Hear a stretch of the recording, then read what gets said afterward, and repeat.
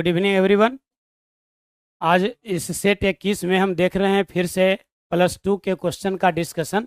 तो आप देखिएगा, फिर माननीय अमरजीत सर आपके सामने आएंगे।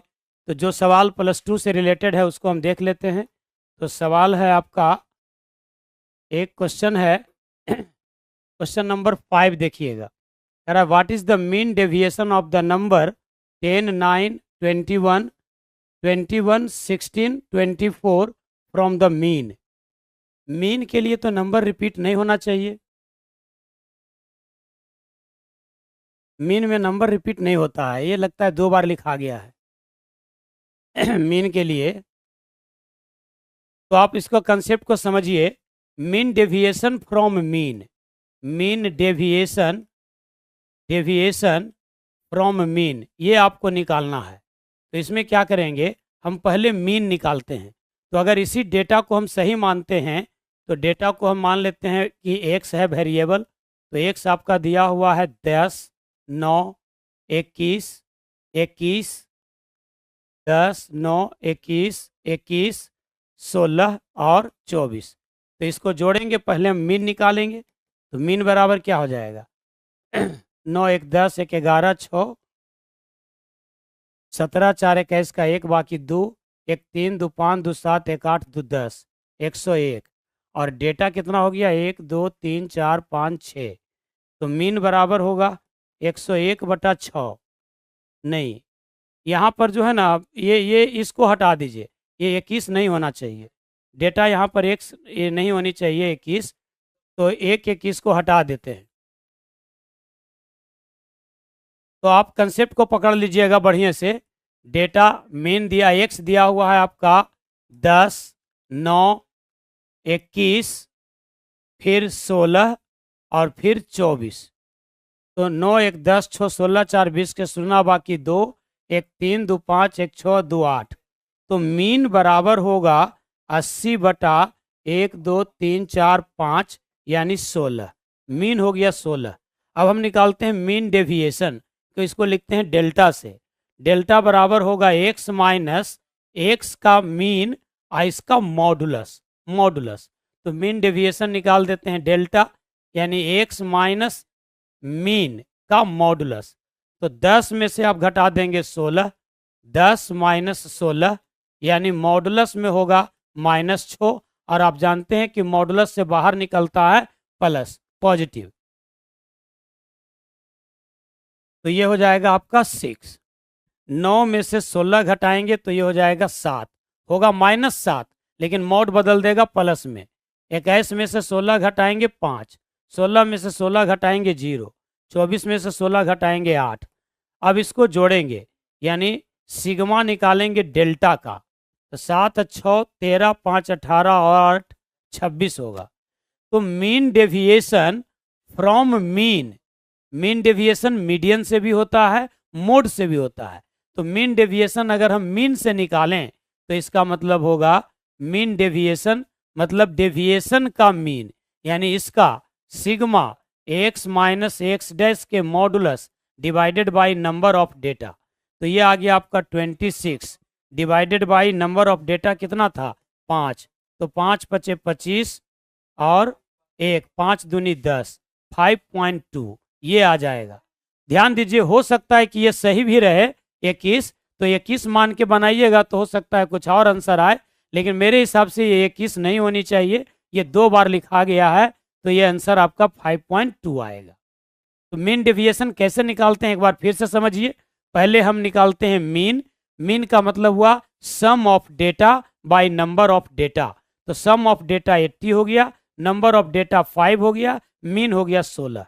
अब डेविएशन का मतलब होता है डेविएशन फ्रॉम मीन या मीडियन या मोड। तो यहाँ पर कह रहा है डेविएशन फ्रॉम मीन, यानी डेटा में से मीन को घटाएंगे और मोड लगा देंगे। तो 10 में से मीन घटा दिया 16, -6 हो गया 6।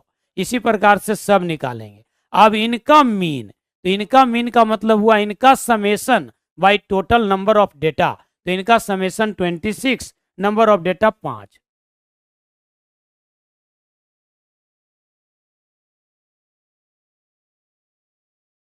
अगला क्वेश्चन देखिए, 2 ही क्वेश्चन आज है। एक क्वेश्चन है आपका, ये सब अमरजीत सर करवाएंगे। ये सब एक ये क्वेश्चन है, limit x tends to a 1/x minus a, limit x tends to a 1/x minus a. अब इसका कंसेप्ट थोड़ा विस्तृत है, जरा ध्यान दीजिए। अगर आप डायरेक्ट पुट करते हैं x बराबर a, तो मिल जाएगा 1/a माइनस ए, यानी 1/0। इसको आप कह सकते हैं इन्फिनिटी, तो आप आंसर कुछ मार सकते हैं। लेकिन ऐसा नहीं होगा, ये गलत है, क्योंकि x टेंड्स टू a का मतलब होता है x a के काफ़ी करीब है, लेफ्ट से भी और राइट से भी। यानी यहाँ पर दो चीज़ बनेगा, एक होगा left hand limit, left hand limit को लिखेंगे limit x tends to a negative 1/x minus a. यहाँ पर हम पुट करेंगे x बराबर a माइनस एच, तो जब x टेंड्स टू a होगा h टेंड्स टू 0 हो जाएगा, यानी मिलेगा limit h tends to 0 1/x के जगह पर a माइनस एच माइनस ए, तो ये हो जाएगा 1/-0, इसको कहते हैं माइनस इन्फिनिटी। दूसरा होगा राइट हैंड लिमिट, यानी limit x tends to a positive 1/x minus a, यानी यहाँ पर हम पुट करेंगे x बराबर a प्लस एच, तो जब x टेंड्स टू a होगा h टेंड्स टू 0 होगा। तो अब सवाल हो जाएगा limit h tends to 0 1/x के जगह पर a plus h minus a, यानी 1/0, यानी इन्फिनिटी। यानी लेफ्ट हैंड लिमिट मिला माइनस इन्फिनिटी और राइट हैंड लिमिट मिला प्लस इन्फिनिटी, मतलब left hand limit is not equals to right hand limit. तो अगर आप लिमिट पढ़े होइएगा तो आपको ध्यान होगा कि किसी फंक्शन का लिमिट तब और केवल तब एग्जिस्ट करता है जब लेफ्ट हैंड लिमिट और राइट हैंड लिमिट बराबर हो जाए। यहाँ पर आप देख रहे हैं कि लेफ्ट हैंड लिमिट और राइट हैंड लिमिट एग्जिस्ट नहीं कर रहा है, इसका मतलब इसका आंसर इनमें से कोई नहीं वाली बात नहीं होगी, ऑप्शन होना चाहिए था डज नॉट एग्जिस्ट। तो इस लिमिट का एग्जिस्टेंस नहीं होगा, डज नॉट एग्जिस्ट, तो उस टाइप का कोई आंसर दिख नहीं रहा है। यानी ये सवाल लिखने में मिस्टेक कर दिए हैं, 5 गो ऑप्शन बनाने में। यहाँ उपर्युक्त में से एक से अधिक या कोई नहीं वाली बात नहीं होनी चाहिए थी। ये सवाल लिमिट का है, इसमें अगर कोई वैल्यू नहीं मिलता है तो एक ऑप्शन होना चाहिए डज नॉट एग्जिस्ट। तो इस सवाल का आंसर होगा लिमिट डज नॉट एग्जिस्ट, यही फुल एंड फाइनल है। यही 2 सवाल था। अब आपके बीच आएंगे अमरजीत सर।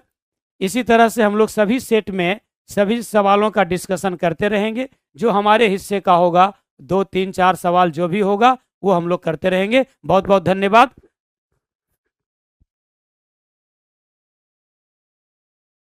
आइए, चलिए सभी को नमस्कार। मेरे साथियों, आइए हम लोग क्लास स्टार्ट करते हैं अपना, और पहले 40 क्वेश्चन को हम लोग सॉल्व करते हैं। एक एक करके आप लोग देखिए और लाइक का एक बटन प्रेस करते हुए और मेरे दोस्त जम के डिस्कशन को हम लोग करते हैं। देखिए हमारे पास सबसे पहला सवाल ये है दोस्त, फर्स्ट क्वेश्चन है कि ये हमारे पास ए, बी और सी, ये हमारे पास एक त्रिभुज, ठीक है। अब हम देख रहे हैं यहाँ पर कि 3 भुजा हमारा 6 है, 10 है और मेरे दोस्त हमारा 14 है, ठीक है। अब हम ये देख पा रहे हैं, क्या हमसे कहा गया है कि त्रिभुज का अधिक कोण बताइए क्या होगा। अगर त्रिभुज का अधिक कोण हमसे पूछा गया तो देखिए, बड़े किसी त्रिभुज में बड़े भुजा के सामने के कोण बड़े होते हैं। अगर इसमें मैक्सिमम एंगल बताना है तो मैक्सिमम साइज के सामने बना एंगल ही मैक्सिमम एंगल होगा। सबसे बड़े कोण के सामने की भुजा ही सबसे बड़ी भुजा होगी, ठीक है। तो आइए 14 सबसे बड़ी भुजा है, इसके सामने का कोण हम फाइंड करते हैं। लगाते हैं कोसाइन रूल। तो मेरे दोस्त ये कॉस थीटा बराबर, कोसाइन रूल क्या कहता है, जिस एंगल को लेकर कोसाइन लगाइएगा उस एंगल के आसपास के जो साइड हैं उसके वर्गों का योगफल माइनस एंगल के सामने की भुजा का वर्ग और अपॉन 2 इंटू इसी एंगल के आसपास के साइड का गुणनफल। मेरे दोस्त यहाँ पर हम देख रहे हैं कि कॉस थीटा बराबर क्या हो रहा है, ये हो रहा है हमारा 136 और माइनस 196 माइनस का 60 और बटे 120 यानी -1/2। और आपको पता होना चाहिए कि कॉस में -1/2 कॉस 120 डिग्री का मान होता है। तो कॉस थीटा बराबर कॉस 120, तो थीटा का माना जाएगा 120। तो इस प्रकार इस क्वेश्चन का आंसर हमारा 120 हो गया है। आई होप कि आपको समझ में आ रहा होगा। ठीक है, आइए चलते हैं नेक्स्ट क्वेश्चन की ओर। ये हमारा क्वेश्चन नंबर 1 था। क्वेश्चन नंबर, आइए देखते हैं। लिखता है कि शब्द होम के 2 अक्षर यदृच्छया निकाले गए हैं, इसकी क्या प्रायिकता होगी कि दोनों वोवेल होंगे। सबसे बड़ी बात क्या है कि होम में मेरे दोस्त वोवेल कौन कौन है। तो होम में ओ और ई दो ही वोवेल है। ठीक है, हमसे कहा इनमें से 2 लेटर चुने और वो दोनों वोवेल हो जाए। तो 2 लेटर चुनेंगे और दोनों वोवेल हो जाएगा, तो उसमें 2 ही वोवेल है ही, और हम चुन भी 2 रहे हैं। तो चुनेंगे 2 जो दोनों वोवेल हो जाए, तो मित्र मेरे इसी 2 में से कोई 2 होगा। है, इसी में कोई 2 क्या, सीधे कहो ना, 2 लेटर चुने दोनों वोवेल होगा, तो वोवेल तो 2 ही है, यानी इसी 2 वोवेल में से दोनों होगा। है, लेकिन आप चुने थे किस में से, 4 में से, कितने, 2। तो प्रोबेबिलिटी हमारा क्या होगा। तो इस तरीके से प्रोबेबिलिटी फाइंड करेंगे। NCN तो हमारा 1 होता है, 4C2 हो जाएगा 4 इंटू 3/2, यानी मेरे दोस्त 1/6 इस क्वेश्चन का आंसर होगा। 1/6 इस क्वेश्चन का आंसर। आई होप कि आपको समझ में आ रहा होगा। जितने भी भाई ने 1/2 लगाया होगा मेरे दोस्त, उनका ये गलत हो गया होगा। ठीक है, आइए चलते हैं क्वेश्चन नंबर नेक्स्ट। साउंड तो ठीक ठाक जा ही रहा होगा। आइए देखिए मेरे दोस्त, अब हमारे पास एक कंसेप्ट आया है, sine x plus cos x का मैक्सिमम मान क्या होगा।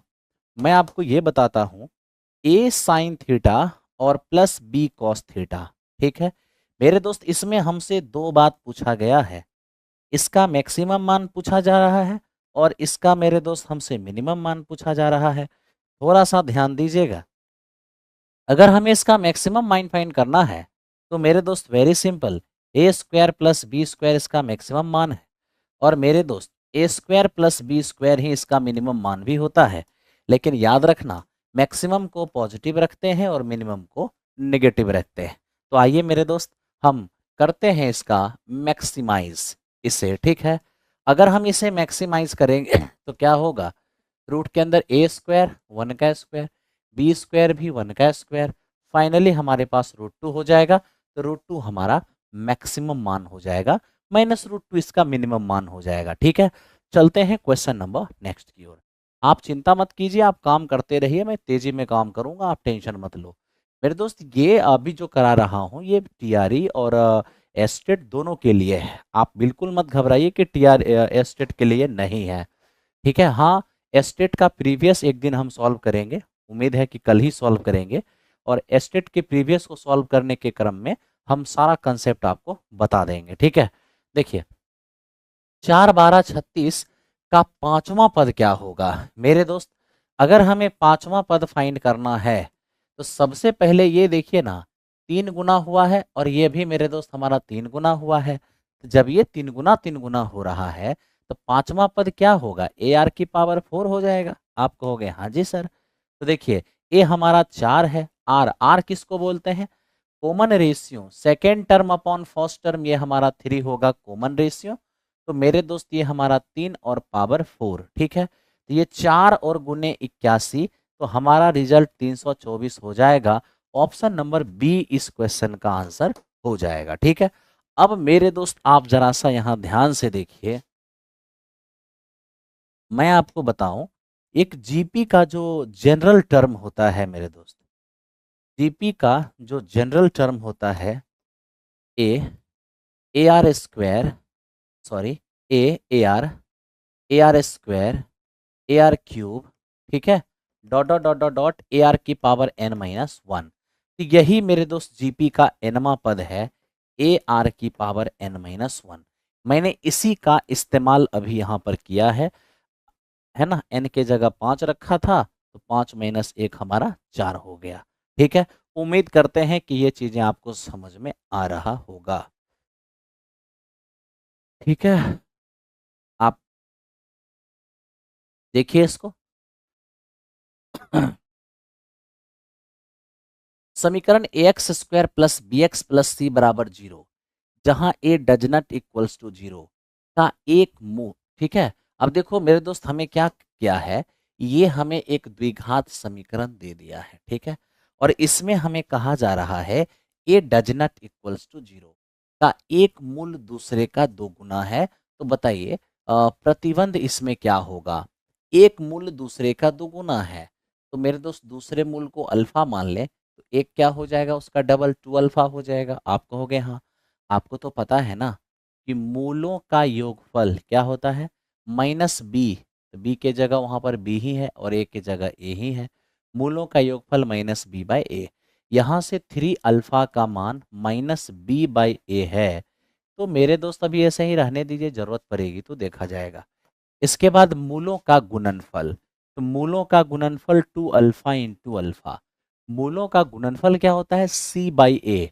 c हमारा c है, a हमारा a है, ये हमारा हो जाएगा c बाई ए, ठीक है। अब आप ये देखिए कि मेरे दोस्त ये हमारा हो गया है 2 और अल्फा, ठीक है, 2 और अल्फा स्क्वायर, और मेरे दोस्त ये हमारा c बाई है a। आपको घबराने की कोई बात नहीं है, 2 आप रहने दीजिए, और अल्फा निकालेंगे तो minus b by three a होगा, और minus b by three a का स्क्वायर करेंगे तो हो जाएगा b square by 9 a square, ठीक है। और बराबर, बराबर मेरे दोस्त क्या है, बराबर हमारे पास सी बाई ए है, सी बाई ए को एज इट इज रहने दीजिए, ए से ए हमारा कट गया, ठीक है। तो यहाँ हमारा 2b स्क्वायर बराबर क्या होगा, 9a इंटू सी, यानी कि 9ac। तो इस तरीके से 2b स्क्वायर बराबर 9ac, ऑप्शन नंबर भी बहुत आराम से बारीकी से आप कर सकते हो, कोई दिक्कत नहीं होगा, ठीक है। चलिए मेरे दोस्त चलते हैं क्वेश्चन नंबर नेक्स्ट की ओर। बस इसी आदत से तो थोड़ा सा हमें अजीब सा लगता है, इतने अच्छे तरीके से सब कुछ चल रहा है, और आपको एक सेक मुश्किल से 3 से 4 सेकंड लगेगा एक लाइक का बटन प्रेस करने में, है ना। फिर भी आप लोग मतलब अपना बिना अटेंडेंस बनाए आप कैसे हैं, बिना गुरु दक्षिणा दिए कैसे शिक्षा ग्रहण करेंगे, हैं। तो शिक्षा ग्रहण करना हो तो पहले आपको अटेंडेंस बनाना है, यानी गुरु दक्षिणा प्रोवाइड करना है।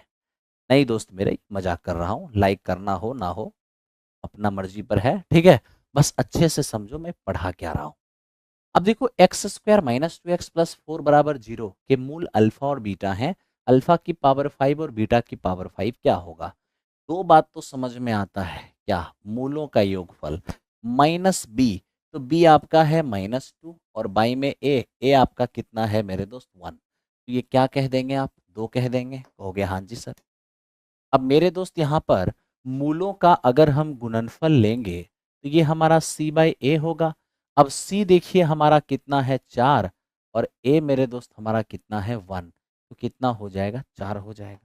अब आप थोड़ा इसको देखिए कि हमसे क्या मांग रहा है, हमसे कह रहा है अल्फा की पावर 5 और प्लस बीटा की पावर 5। तो मैं चाहता हूं आप दो काम कर लीजिए, क्या, बोथ साइड क्यूब कर लीजिए, a cube plus b cube plus 3ab into a plus B.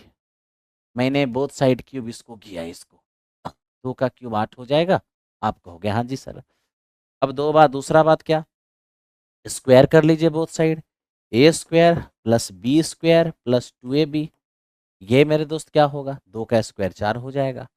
अब आप यहाँ देखिए कि अल्फा बीटा का मान आपको 4 मालूम है, अल्फा प्लस बीटा आपको 2 मालूम है, तब तो अल्फा क्यू और प्लस बीटा क्यू क्या हो जाएगा 8।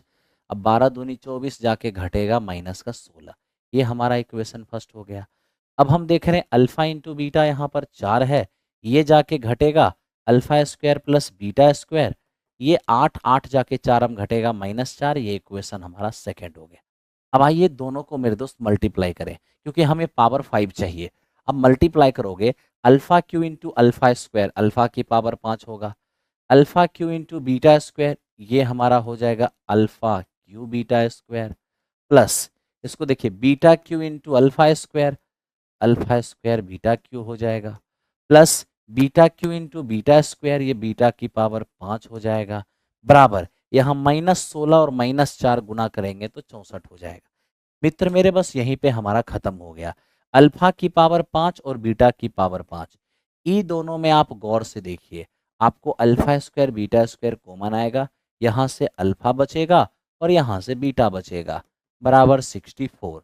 अब देखिए यहाँ पर अल्फा बीटा का मान हमारे पास है 4, तो मेरे दोस्त ये हमारा 4 का स्क्वायर क्या होगा, 16 हो जाएगा। और अल्फा प्लस बीटा, तो अल्फा प्लस बीटा आप यहाँ देखिए 2 है, आप यहाँ 2 डाल दीजिए, बराबर मेरे मित्र 64। तो फाइनली ये जाके क्या घटेगा, अल्फा की पावर 5 प्लस बीटा की पावर 5, 32 जाके घटेगा, ये 32 हो जाएगा और ये इस क्वेश्चन का आंसर हो जाएगा। मैं मेरे दोस्त आपको यही कहता हूं कि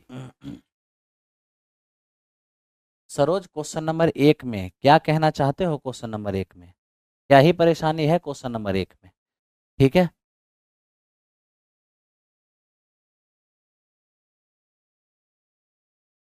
हम्म, ध्यान दो मेरे दोस्त।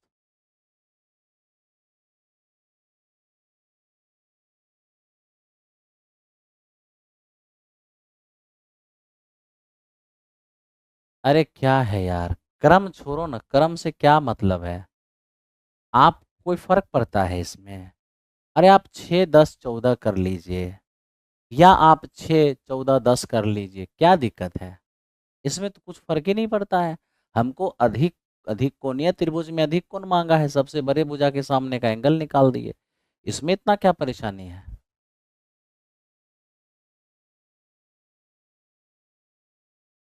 अब देखो हम यहाँ देख रहे हैं कि कुछ बच्चे इस तरीके से लगातार कमेंट कर रहे हैं कि सर ये स्टॉक एंड शेयर्स क्या आप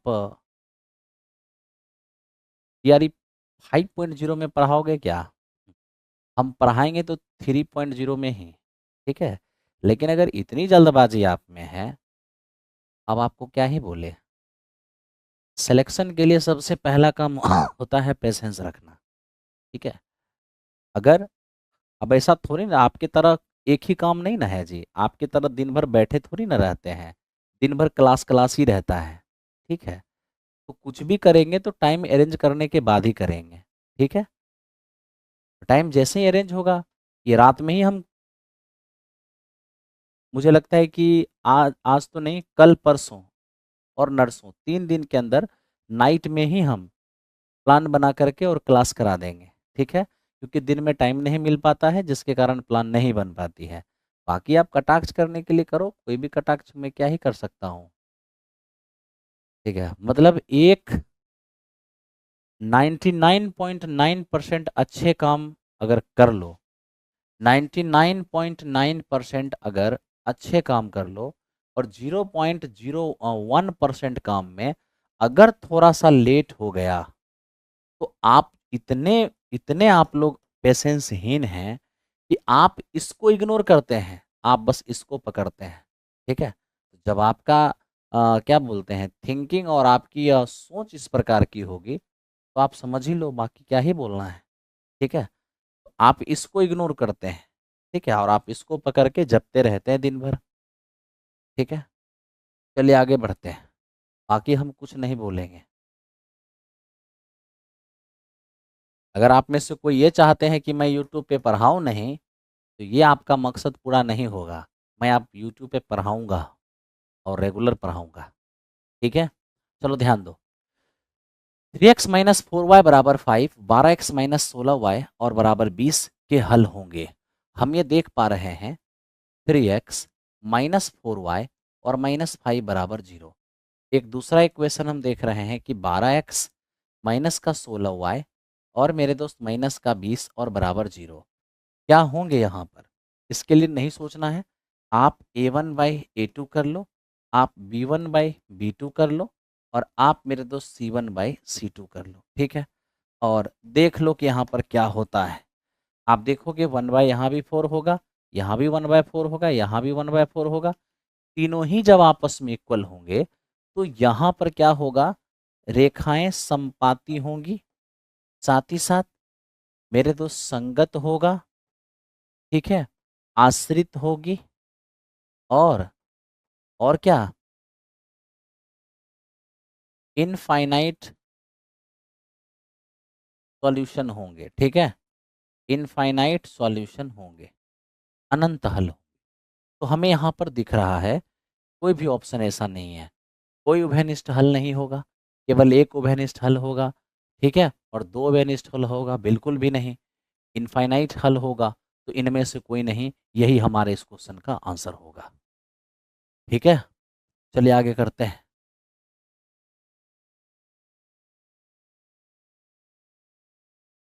अब नेक्स्ट क्वेश्चन को देखते हैं, ये क्या है। हमें कहता है कि शब्द मशीन के सभी अक्षरों का प्रयोग करते हुए कितने सार्थक या निरर्थक शब्द बनाए जा सकते हैं यदि वॉवेल केवल ऑड प्लेस पर होगा। ठीक है, अब आप यहाँ देखिए, वॉवेल ऑड प्लेस पर होगा। यहाँ पर 3 और 4 हमारे पास 7 स्थान हैं, तो 1 2 3 4 5 6 7, ठीक है, 7 प्लेस हो गया। हमें क्या बोल रहा है, हमें कह रहा है कि देखो सर, ये स्वर जो होंगे ना, वो सर हमारे ऑड प्लेस पर होंगे। स्वर अगर हमारे ऑड प्लेस पर होंगे वॉवेल, तो वॉवेल हैं कितने। वॉवेल मेरे दोस्त ध्यान दो, ये वॉवेल है, आई वॉवेल है, ई वॉवेल है, 3 वॉवेल है, और वॉवेल को रखना है ऑड प्लेस पर। ऑड प्लेस का मतलब ये हुआ पहला, तीसरा, पांचवा और सातवां। ठीक है, अब हम ये देख रहे हैं, चार हमारे पास स्थान 4 है और बैठाने के लिए लोग 3 ही हैं, तब तो 4 स्थान पर 3 लोगों को कैसे बैठाएंगे। 4C3 सॉरी 4P3 प्रमोट करना है, परमुटेशन का सवाल है। तो मेरे दोस्त 4 स्थान पर 3 लोगों को बैठाना है, 4P3 बैठ गए ये लोग। लेकिन सवाल ये है कि वॉवेल 3 ही है और स्थान 4 है, तो आप भले ही उन तीनों को इतने तरीके से बैठा रहे हैं, लेकिन जगह तो वो 3 ही छेकेगा। आप कहोगे हाँ, तो उसके अलावा कॉन्सोनेंट आप देख लो, कॉन्सोनेंट कितने हैं, 4 कॉन्सोनेंट हैं। 4 कॉन्सोनेंट है, 4 जगह भी बचा रहेगा, क्योंकि ये 3 वॉवेल तो 3 ही है ना। माना कि ऑड प्लेस पर हम बैठाएंगे, लेकिन बैठेगा 3 वॉवेल तो 3 ही स्थान छेकेगा, 4 स्थान बच जाएंगे। 4 स्थान पर 4 कॉन्सोनेंट बैठेगा, फैक्टोरियल 4 तरीके से, बिल्कुल सॉल्व कर दो। अब मेरे दोस्त आपको ये पता होना चाहिए कि एन पी आर, यहाँ ध्यान दो, एन पी आर बराबर क्या होता है, फैक्टोरियल एन और by factorial n minus r. ठीक है, लीजिए, ये हमारा हो जाएगा फैक्टोरियल 4 और बटे फैक्टोरियल 4 माइनस 3, और फैक्टोरियल 4 का मतलब जानते हैं कितना, 24। फैक्टोरियल 4 यहाँ भी 24 होगा, ये भी 24 होगा। फैक्टोरियल 1 का मतलब 1 ही होता है, तो 576 इस क्वेश्चन का आंसर हो जाएगा। ऑप्शन नंबर ई हो जाएगा इस क्वेश्चन का आंसर।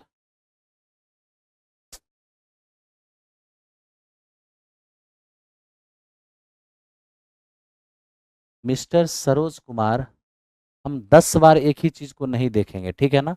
उसका आंसर कह दिए 120 होगा तो 120 होगा, जो बोल दिए वही होगा, है ना। अब आप झूठ मूठ के परेशान इरिटेट कर रहे हैं, आगे बढ़ते हैं।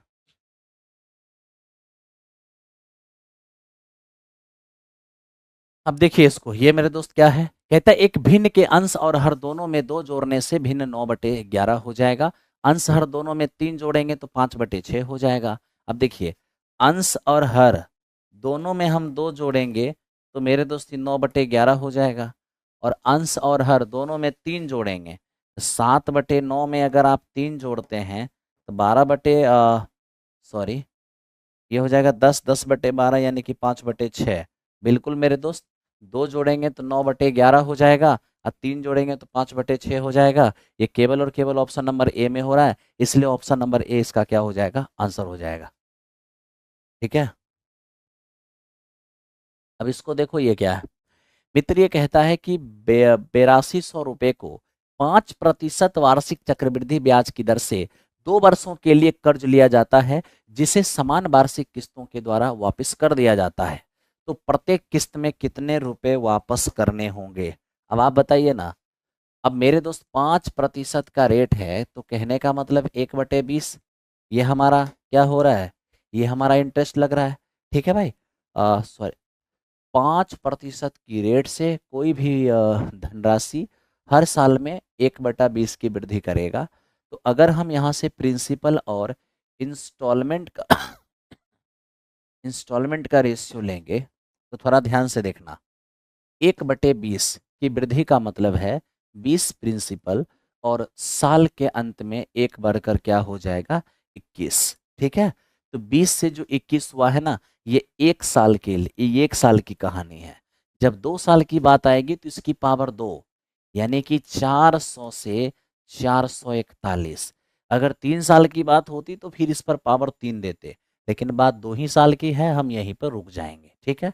अच्छी बात यह है कि इन्होंने कहा है समान वार्षिक किस्त, यानी इन्हें इंस्टॉलमेंट को सेम करना होगा। कैसे सेम करेंगे? एलसीएम से। ये 441 है, इसे भी 441 बना दीजिए। उसके लिए 21 से गुना, उधर 21 से तो इधर भी 21 से करना होगा। अब देखिए 441 का पहला इंस्टॉलमेंट जब हम चुकाए हैं तो मेरे दोस्त 400, ध्यान से देखिए, जब हम 421 का पहला इंस्टॉलमेंट चुकाए हैं तो हमारा ये 420 रुपये चुका है। जब 441 का दूसरा इंस्टॉलमेंट चुकाए हैं तो हमारा 400 रुपये चुका है। तो 420 और प्लस 400 कितने हो जाएंगे? 820 हो जाएंगे। ठीक है। अब हम आपसे ये पूछ रहे हैं कि ये जो मेरे दोस्त हमारा 820 रुपये हो जाएगा चुकाने वाली, वो रियल में हमें चुकाना कितना है? तो ये रियल में हमें 8200 चुकाना है। तो 820 का मान अगर 8200 है तो एक का मान क्या होगा? 10, यानी कि हमारा प्रिंसिपल हो गया 10 गुना। अगर प्रिंसिपल 10 गुना होगा तो इंस्टॉलमेंट भी 10 गुना होगा। आप 10 से मल्टीप्लाई करोगे, ये 4410 हो जाएंगे। ये इस क्वेश्चन का आंसर ऑप्शन नंबर ए हो जाएगा। ठीक है। आइए चलते हैं क्वेश्चन नंबर नेक्स्ट। मेरे दोस्त मैं तो कहा तो सारे एग्जामिनेशन के लिए है, आप कंफ्यूजन में क्यों हो? ठीक है, बढ़ते रहो। अब मेरे दोस्त आओ जरा सा इस पर चलते हैं, इसकी बात करते हैं। एक समबाहु त्रिभुज का क्षेत्रफल 4√3 है, इसकी परिमाप क्या होगी? ये तो बहुत ही सिंपल है। √3/4 गुने भुजा स्क्वायर, ये हमारा 4√3 है। यहाँ से भुजा का मान 4 होगा, और जब भुजा का मान 4 हो जाएंगे तो परिमाप तो आप जानते ही हो। समबाहु त्रिभुज का परिमाप क्या होगा? 3 गुने भुजा यानी कि 12। तो ये सब बहुत आसान क्वेश्चन है जिसको आपने खुद ही कर लिया होगा। ठीक है, चलो आगे बढ़ते हैं। एकदम एकदम से कर लिया होगा इसको। ठीक है, चलो आगे बढ़ते हैं।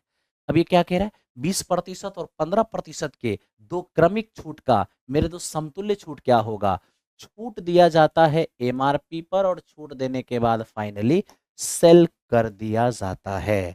अब ये देखिए, 20% की छूट का मतलब होता है 1/5 की छूट, और 15% की छूट का मतलब होता है 3/20 की छूट, है ना।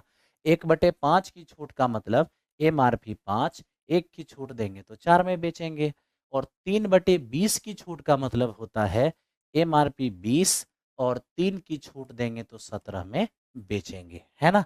अब दो छूट देने के बाद क्या होता है? तो 5 गुने 20, ये मेरे मित्र 100, और 17 चौके 68, यानी दो लगातार छूट के बाद फाइनली 100 का चीज 68 में बिक रहा है, यानी मेरे दोस्त 32 की छूट मिल रही है। 100 की चीज 68 में बेचना पड़ रहा है, यानी 32 की छूट। किस पर? 100 पर। तो 32 की छूट है 100 पर, तो प्रतिशत में बदलने के लिए 100 से गुना, यानी आपका 32% हो जाएगा।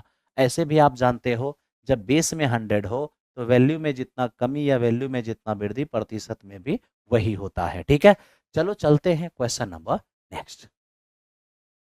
मेरे दोस्त देखो, ये हमें कह रहा है 4 लगातार विषम संख्या का माध्य 6 है, तो सबसे बड़ी संख्या कौन होगा? अब देखो 4 लगातार विषम संख्या है, लगातार विषम संख्या। ठीक है, जानते हो दोस्त मेरे, लगातार विषम संख्या है तो आप समझ ही रहे हो कि कितने का डिफरेंस है मेरे मित्र, 2-2 का अंतर है। ठीक है, अब कह रहा है इसका माध्य 6 है। आपको पता है जब हर पदों के बीच का अंतर एक समान हो तो एवरेज बिल्कुल मिडिल में होता है। ठीक है, और यही वो स्थान है जो हमारा एवरेज का स्थान है, और वो एवरेज है कितना? तो मित्र मेरे 6 है।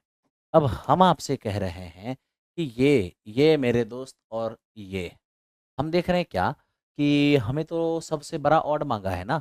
तो मित्र मेरे जहाँ 2 का गैप हो, अगर उसके मिडिल में रहेंगे तब तो एक इधर और एक इधर हो जाएगा। हाँ, तो 6 से 1 बढ़कर ये हमारा तीसरा टर्म होगा, 6 से 1 घटकर ये हमारा दूसरा टर्म होगा।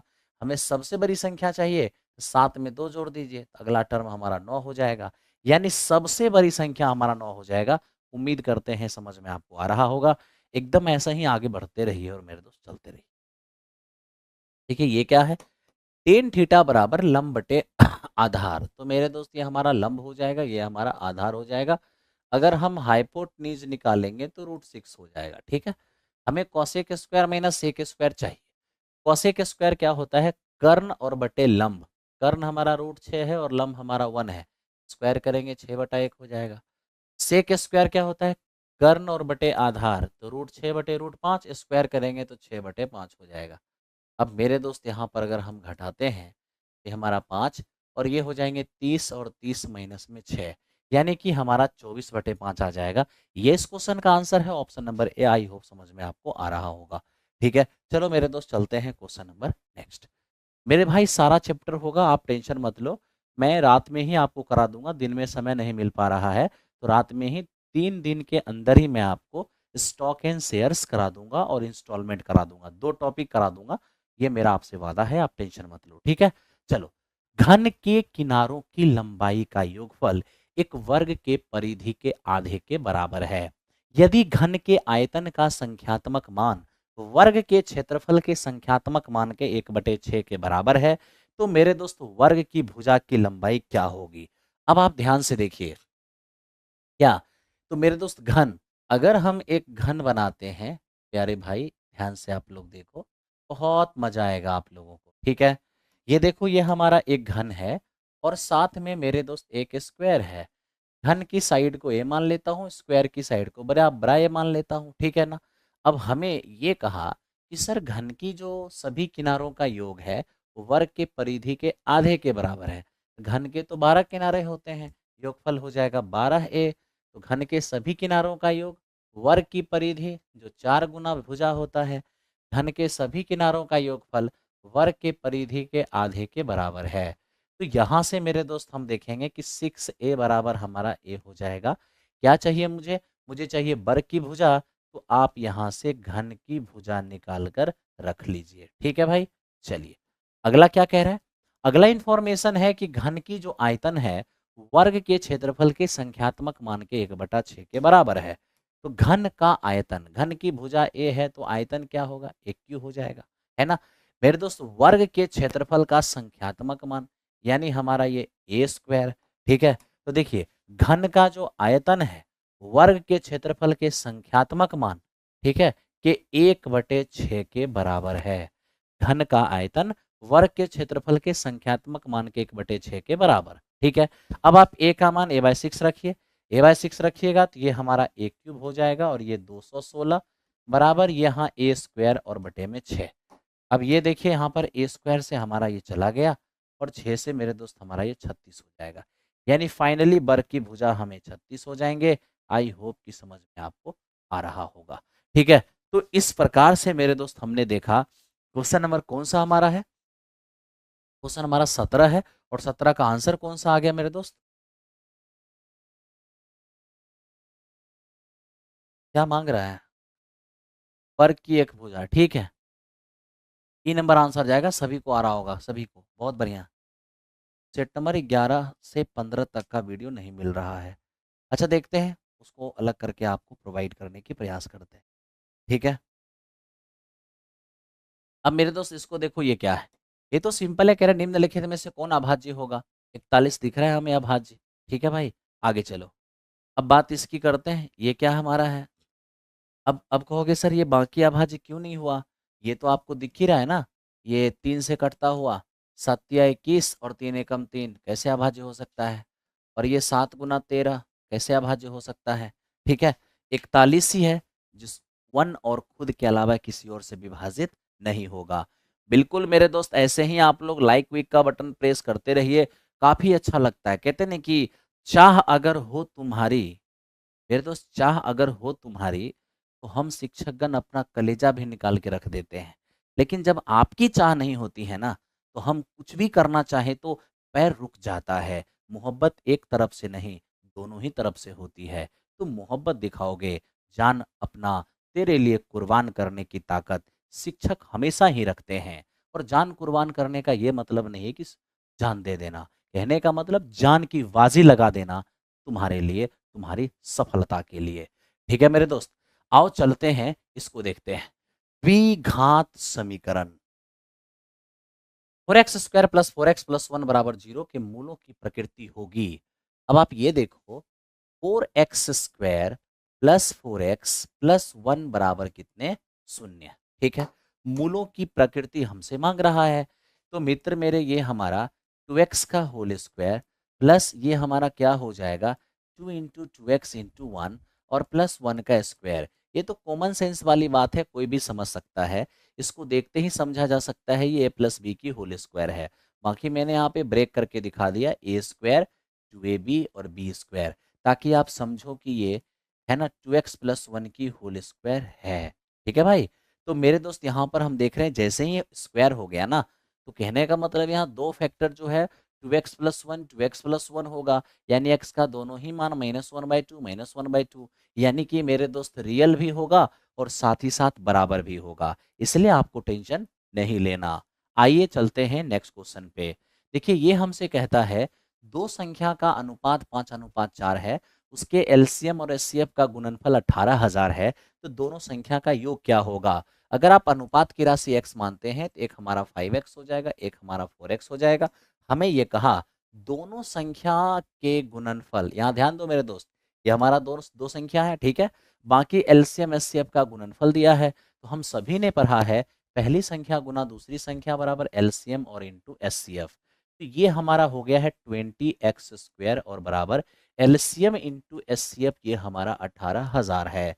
तो इस तरीके से मेरे दोस्त हम अगर देखते हैं ये हमारा 900 नजर आता है और x का मान हमारा 30 हो जाएगा। अब x का मान जैसे 30 हो गया, हमें दोनों संख्या का योग मांगा है, तो दोनों संख्या का योग क्या होगा 5 और 4 9x हो जाएगा।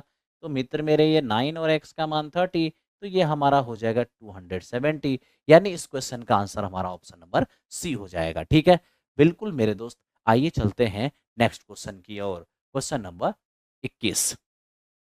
देखिए ये क्या है, ये बहुत ही आसान है। अगर एचसीएफ मांगा है ना, तो एचसीएफ मांगा है किसी फ्रैक्शन का, तो भिन्न का एचसीएफ निकालेंगे तो न्यूमरेटर का एचसीएफ होगा और डिनोमिनेटर का एलसीएम होगा।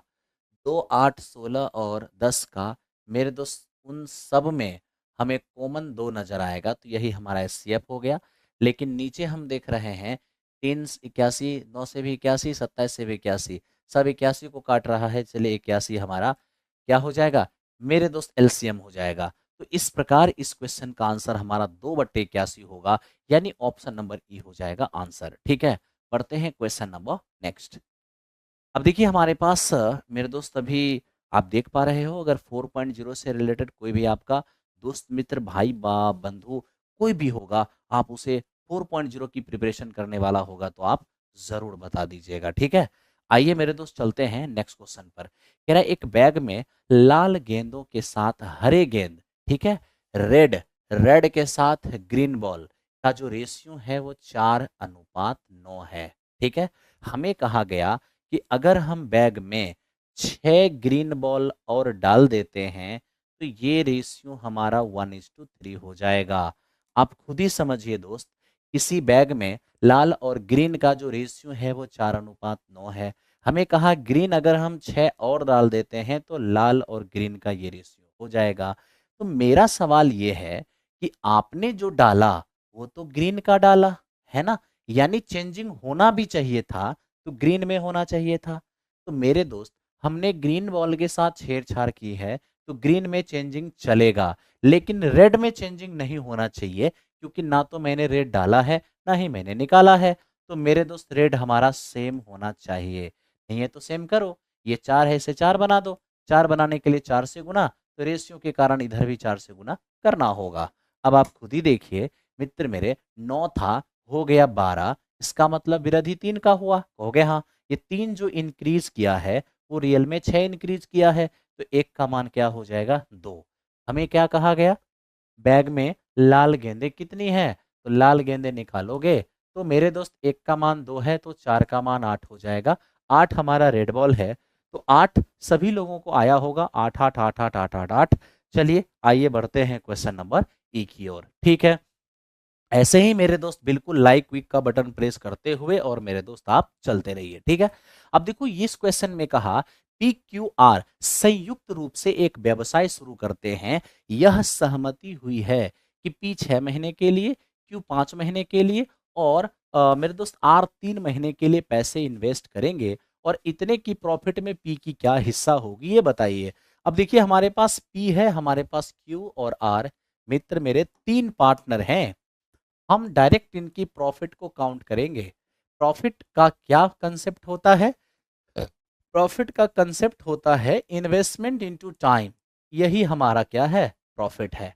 तो आप ही देख लो दोस्त, पी जो है ना 25,000 रुपए के साथ 6 महीने रहेंगे। जहां तक क्यू की बात है वो 44,000 रुपए के साथ 5 महीने रहेंगे। और आर जो है ना अपना, वो 3 महीने 50,000 रुपए के साथ बिजनेस में रहेंगे। तो देखो investment into time, investment into time, investment into time, ये हमारा प्रॉफिट हो जाएगा। 3 जीरो से 3 जीरो अपना कैंसिल आउट हो गया। ठीक है, 3 जीरो से 3 जीरो। क्या और भी कुछ होने वाला है? हाँ मेरे दोस्त, ये देखो 5 पचे 25, 5 से ये 5 भी अपना कट जाएगा, 5 5 से काट रहे हैं, 5 पचे 25, 5 एकम 5 और ये 10 पचे 50। ठीक है, तो इस तरीके से हमें अभी भी ये दिख रहा है 6 5 30, ये हमारा 44 और मेरे दोस्त ये हमें कितने 30 दिख रहा है। ओके, अब आप ज़्यादा टेंशन मत लो। किसकी प्रॉफिट चाहिए आपको? आपको चाहिए पी की प्रॉफिट। देख लो, ये अपना प्रॉफिट है पी की, ये है क्यू की और ये है आर की। अगर मैं तीनों की प्रॉफिट अभी ऐड करूं तो 104 रेशियो नजर आएगा और यही क्वेश्चन ने दिया है। ठीक है, क्या 1,04,000। यहां से एक रेशियो का मान फाइंड करेंगे तो 1,000 होगा, एक रेशियो का मान एक रेशियो होगा। ठीक है, एक रेशियो का मान 1000 होगा, तो 30 रेशियो का मान हमारा 30,000 हो जाएगा। तो इस प्रकार मेरे दोस्त इस क्वेश्चन का आंसर फिर से ई हो गया है। तो आज ढेर सारे आंसर ई हो रहे हैं। ठीक है, आइए चलते हैं क्वेश्चन नंबर नेक्स्ट की ओर। मेरे दोस्त आप जितने भी लोग आते हो प्लेटफॉर्म में, प्लेटफॉर्म के साथ आप जितने भी लोग जुड़े हुए हो, चाहे किसी भी रूप से या एप्लीकेशन पर या आप मेरे दोस्त टेस्ट के रूप में, सभी का स्वागत, सभी का मेरे दोस्त वेलकम है। आइए बढ़ते हैं नेक्स्ट क्वेश्चन पे। अब नेक्स्ट क्वेश्चन को आप देखिए, यदि प्रेक्षण 14 22 16 24 मेरे दोस्त ये 12 8 4 18 12 और 10 प्रत्येक में 10 की वृद्धि की जाती है, तो इसका नया माध्य क्या होगा? अब देखो मेरे दोस्त, पुराना माध्य तो दिया ही नहीं। जब पुराना ही माध्य नहीं दिया है तो मैं नया माध्य कैसे बता सकता हूँ? लेकिन मैं आपको इतना बता देता हूँ सिर्फ कि मेरे दोस्त ये जो संख्या है, मान लो कि इसका जो माध्य है अगर मेरे दोस्त ए है, ठीक है, और आपने प्रत्येक टर्म में 10 ऐड कर दी, आपने प्रत्येक टर्म में जो भी ऐड किया है माध्य भी उतना से बढ़ जाएगा। यही इसका कंक्लूजन है। ये क्वेश्चन अधूरा है मेरे दोस्त। चलिए चलते हैं क्वेश्चन नंबर नेक्स्ट की ओर। पढ़ते रहिए और चलते रहते हैं। देखिए, ये क्वेश्चन क्या है हमारा? ये हमसे कहा कि एक पिता और उसकी पुत्री की वर्तमान आयु का योगफल 80 है। 8 साल पहले पिता की उम्र पुत्री की उम्र की 7 गुनी थी। अब से 8 साल के बाद पुत्री की आयु कितनी हो जाएगी? आप ही देखिए दोस्त, यहाँ पर फादर और ये क्या, फादर और डॉटर की कहानी है। ठीक है, फादर और डॉटर इन दोनों की प्रेजेंट एज जो है ना मित्र, ये 80 है। लेकिन 8 साल पहले, तो अगर मैं 8 साल पहले की बात करूंगा, पिताजी और डॉटर, तो पिताजी अपनी पुत्री की 7 गुनी, तो पुत्री की उम्र 1 मान लेते हैं, 7 गुनी ये 7 हो जाएंगे। आप कहोगे हाँ सर। मेरे दोस्त आप ही बताओ, अगर मैं यहाँ कुछ देर के लिए अनुपात की राशि x मान भी लूँ, मानना जरूरी नहीं भी है, नहीं मतलब मानना जरूरी है ऐसा कोई बात नहीं है, बिना माने भी हो सकता है, लेकिन मैंने मान लिया ताकि आपको समझ में आ जाए। तो देखो ना, 7x और ये 1x अगर हम ऐड करते हैं तो 8x हो जाएगा। आप कहोगे हाँ सर, लेकिन ये जो योगफल है, कब का योगफल है? 8 साल पहले की। जबकि ये योगफल कब का है मेरे मित्र? ये योगफल आपका 80 जो है ना, ये वर्तमान का है। तो क्या करना होगा? कहते हैं कि रेशियो जब का हो, योगफल वहां ले जाना पड़ता है। ठीक है, ये रेशियो है 8 साल पहले की, तो योगफल को भी 8 साल पहले का बना बना दो। तो वर्तमान में जो 80 का है, 8 साल पहले, तो 8 साल पहले देख लो भाई, दो लोगों का योगफल है ना 80, है ना, दो लोगों की उम्र का योगफल वर्तमान में 80 है, अगर 8 साल पहले जाएंगे तो दोनों के लिए 8 घट जाएगा, तो 8x का मान हमारा हो जाएगा 64, यानी x का मान हो जाएंगे 8। अब जब x का मान हमारा 8 हो गया है तो मेरे दोस्त हम पुत्री का उम्र निकाल लेते हैं, x बराबर 8, ये हमारा 8 का हो जाएगा। लेकिन क्या है ना कि ये रेशियो है 8 साल पहले की, तो ये उम्र भी आया है 8 साल पहले की, 8 जोड़ना होगा तब आप वर्तमान में आ पाओगे, यानी वर्तमान में आपको 16 नजर आएगा। ये क्या हो रहा है?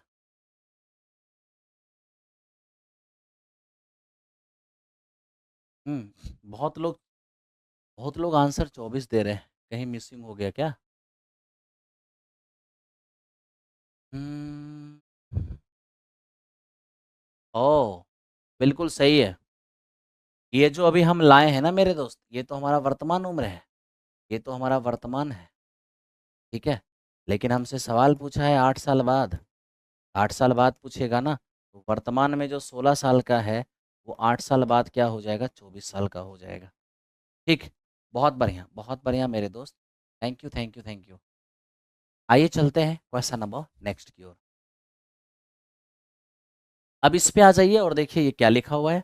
देखिए ये आपसे कह रहा है कि सर किसी परिवार की मासिक आय 45,000 रुपये है, मासिक आय में से 20% भोजन पर, 20% किराए पर और 5% खरीदारी पर खर्च करता है, और 10% व्यक्तिगत जरूरत को पूरा करने के लिए वो खर्च करते हैं।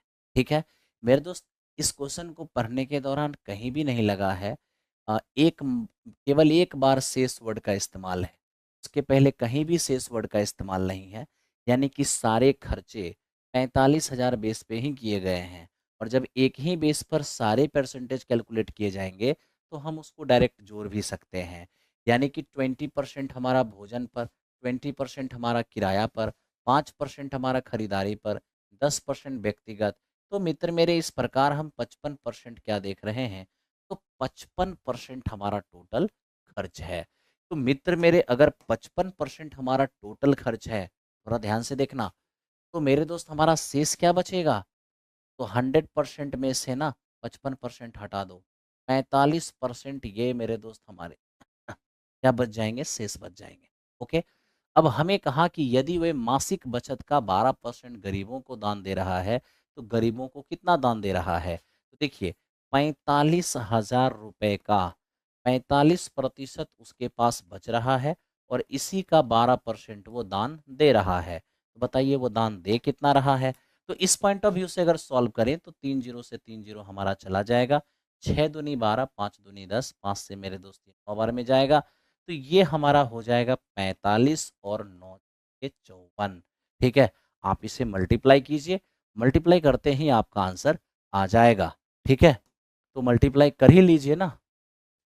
देखिए 5 चौको 20, अब 5 बचे 25, 25 और 2 27, 4 चौको 16 और 4 पंचे 20, 20 एक 21, यानी ये हमारा क्या हो जाएगा 2400 मेरे दोस्त 30। तो 2430 हमारा ऑप्शन नंबर ए है। हम उम्मीद करते हैं कि आप लोगों को समझ में आ रहा होगा। ठीक है, हाँ मेरे दोस्त ऐसे ही काम करिए ना, सब अच्छा होगा, परिणाम अच्छा होगा। आइए 26 नंबर हो गया है, 27 नंबर क्वेश्चन पे आते हैं। मित्र ये कहता है कि सर एक व्यापारी 8,000 रुपये में 200 kg अनाज खरीदता है, परिवहन के दौरान इस अनाज का 40% हिस्सा नष्ट हो जाता है और 20% लाभ अर्जित करने के लिए उसे शेष बचे अनाज को किस भाव पर बेचना होगा। अब देखो मैं लगातार क्लास कराया जा रहा हूँ कराया जा रहा हूँ, तो आप लोग को थोड़ा सा मजा कम आ रहा है ना। बीच बीच में आपका थोड़ा कमेंट भी देख लूँ क्या स्थिति है और क्या हालचाल है, कैसे काम कर रहे हो। निशा जी हैं, सोनू भारद्वाज जी हैं, खुशबू जी हैं, शिवानी जी हैं, प्रीति जी हैं, अंजलि जी हैं, एकता गुप्ता हैं, सोनू भारद्वाज है, आदित्य है, नीतीश है। चलिए बहुत अच्छे, बहुत अच्छा लग रहा है। और मेरे दोस्त ये राजदीप कुमार, आप लगातार कह रहे हो कि मेरे दोस्त आप एस्टेट के लिए सर आप कब मैराथन लोगे। मैं कोशिश करता हूँ कि कल से परसों तक मैं एस्टेट की मैराथन लूँ, आपकी प्रीवियस सॉल्व करूँ और उसी पर आधारित आपको मैं कंसेप्ट देते चला जाऊँ। ढेर सारा आशीर्वाद आप सभी को है, तहे दिल से आशीर्वाद है। आप लोग मेहनत कीजिए, है ना। रमन गोस्वामी जी हैं, है ना, सारथी जी हैं, चलिए शैलेश भाई हैं, बहुत बढ़िया। आफ्ताब, आइए काम करते हैं। तो देखो मेरे दोस्त, सबका स्वागत, सबका वेलकम है। प्लेटफॉर्म बाय नवीन कुमार सिंह, भारत के सर्वश्रेष्ठ संस्थान, है ना। अब सर्वश्रेष्ठ मैं क्यों बोल रहा हूँ, ये प्लेटफॉर्म है जिसे भारत के कोने कोने में, साउथ इंडिया हो, नॉर्थ इंडिया हो, हर जगह लोग जानते हैं, है ना। आइए मेरे दोस्त, प्लेटफॉर्म की कृति ही ऐसी है मेरे दोस्त, ध्यान दो। एक व्यापारी 8,000 रुपए 200 ग्राम 200 केजी अनाज खरीदता है। अब थोड़ा सा पढ़ने पर ध्यान देते हैं हम लोग, ठीक है। 8,000 में 200 केजी अनाज खरीदता है। परिवहन के दौरान इस अनाज का 4% हिस्सा नष्ट हो जाता है, ओके। और 20% का लाभ प्राप्त करने के लिए शेष अनाज को किस मूल्य पर बेचना होगा। सबसे पहले 8,000 जो है वो हमारा कॉस्ट प्राइस है, और अगर हम इस पर 20% का लाभ प्राप्त करते हैं तो मित्र मेरे 20% तो 1,600 हो जाएगा, यानी कि 9600। ये 9600 क्या है हमारा, तो मेरे मित्र 9600 जो है ना, ये हमारा एसपी है, क्योंकि मैं इसी को टारगेट कर रहा हूँ, ठीक है। अब देखो, टोटल 200 केजी अनाज था, जिसमें 4% यानी मित्र मेरे 8 केजी हमारा नष्ट हो गया। अगर 8 केजी हमारा नष्ट हो जाएगा तो शेष बचेगा कितना, 200 में 8 केजी हटा दो, 192 केजी यही बचेगा, है ना। तो अब 192 केजी को बेचना है 9600 में। 192 केजी को अगर बेचना है 9600 में, तो आप ही देखिए, 96 से 100 बार में 96 से 2 बार में, 2 से काटेंगे इसको 50, तो 50 रुपये केजी आपको बेचना होगा। इस क्वेश्चन का आंसर ऑप्शन नंबर सी हो जाएगा। आई होप समझ में आ रहा होगा, ठीक है।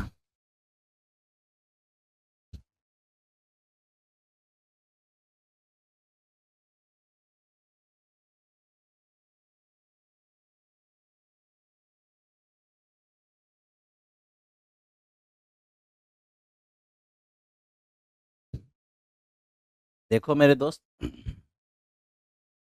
थोड़ा इसको ध्यान दो। नहीं मेरे दोस्त, अब देखो मैं फ्लो फ्लो में इस बात को इसमें ध्यान नहीं दे पाया कि पुराना माध्य दिया हुआ नहीं है। पुराना माध्य निकाल तो सकते ही हैं, पुराना माध्य निकाल तो सकते हैं, ठीक है। तो आइए पुराना माध्य हम आपको निकाल दे, पुराना माध्य निकाल सकते हैं। क्षमा इस बात के लिए कि मैं मेरे दोस्त इस पे ध्यान नहीं दे पाया, ठीक है। पुराना माध्य भले ही नहीं दिया हुआ है, लेकिन पुराना माध्य हम निकाल तो सकते हैं। निकाल लीजिए। पुराना माध्य अगर आप निकालते हैं तो क्या आप सभी चरमान को जोड़ेंगे और नंबर चरमानों की संख्या से भाग देंगे। तो मित्र मेरे क्या हो जाएगा, थोड़ा यहाँ ध्यान दो। ऐड करो थोड़ा ढंग से। अब देखो ये हमारे पास 30 हो जाएंगे, ठीक है। ये यहाँ देखना मित्र मेरे, ये हमारे पास 40 हो जाएंगे, ठीक है। ये हम देख पा रहे हैं, ये हमारे पास 36 हो जाएगा, ठीक। 12 8 20, 20 और 4 कितने, ये हमारे पास 24 हो जाएंगे। फाइनली अगर हम अब ऐड करते हैं तो देखिए 40 और 30 70, 70 और ये मेरे दोस्त हमारा क्या है 60, 70 और 60 हो जाएगा 130 और 10 140। तो मित्र मेरे ये हमारा 140 हो जाएगा। और नंबर ऑफ टर्म कितने होंगे, 3 3 6 3 9 9 1 10। तो इस प्रकार मेरे दोस्त हमारा पुराना जो है ये 14 माध्य हो जाएगा। पुराना माध्य हमारा 14 हो जाएगा। अगर हमें नया माध्य निकालना है ना, नया माध्य, तो हम सीधा सीधा क्या कहेंगे कि सर पुराना माध्य हमारा 14 क्या है, प्रत्येक टर्म में आप 10 ऐड किए हो, तो मेरे दोस्त हम ये कितना हो जाएगा हमारा 24, है ना। प्रत्येक टर्म में 10 ऐड किए हो तो मैथ भी हमारा 10 से बढ़ जाएगा और हमारा आंसर हो जाएगा 24, ठीक है। चलो थैंक यू। देख लेना मेरे दोस्त कल बच्चे।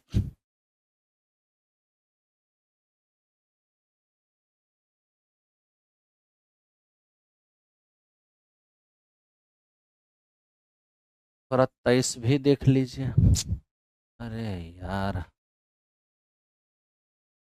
अब क्या समस्या है। अरे यार, तुम लोग गजब मैथ बनाते हो, ये जरूरी है सिंपलेस्ट करना। कोई आवश्यक नहीं है, तुम्हारा मन है सिंपलेस्ट करो, मन है सिंपलेस्ट मत करो, कोई बाध्यता थोड़ी ना है कि सिंपलेस्ट करेंगे ही, इसकी कोई बाध्यता नहीं है, तुम्हारा मन है तुम कर लो, क्या घबरा रहे हो। चलो मेरे दोस्त क्वेश्चन नंबर 24 के लिए हो सकता है कि सुबह में कोई उल्टा पुल्टा कमेंट कर दे, है ना, तो थोड़ा सा देख लेना, उसको संभाल लेना। उल्टा पुल्टा कमेंट क्या होता है ना कि बच्चे आगे पीछे देखते हैं नहीं, जो मन करता है वो लिख देते हैं, है ना, तो अगर कोई ऐसा कुछ लिखे तो थोड़ा सा देख लेना। आओ मेरे दोस्त, बिल्कुल मेरे भाई, डेली मेरा टाइम 10:15 पर रहता है, आप सभी लोग लाइव आकर पढ़िए, बहुत अच्छा लगेगा। देखो, ए और बी मिलकर एक काम को 15 दिनों में पूरा कर सकता है। ए अकेले कार्य करता है और 3/8 कार्य पूरा करता है।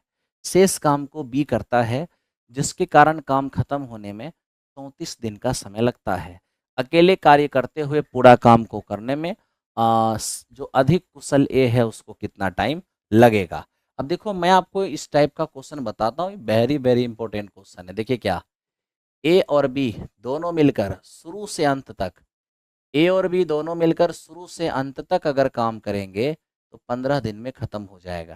ठीक है, ये 15 दिन में कब होगा, जब दोनों एक साथ शुरू से अंत तक करेंगे। लेकिन ऐसा हुआ नहीं, ए अकेला आया और 3/8 काम करके चला गया। उसके बाद बी आया और शेष काम किया। तो आप ही बताइए, 8 में 3 काम अगर ए कर देगा तो 8 में 5 काम कौन करेगा, 8 में 5 काम हमारा बी करेगा। ठीक है भाई, 8 में 5 काम हमारा बी करेगा। और इस प्रकार काम को खत्म करने में हमें कितना टाइम लग जाएगा, तो मेरे मित्र 34 दिन का टाइम लग जाएगा।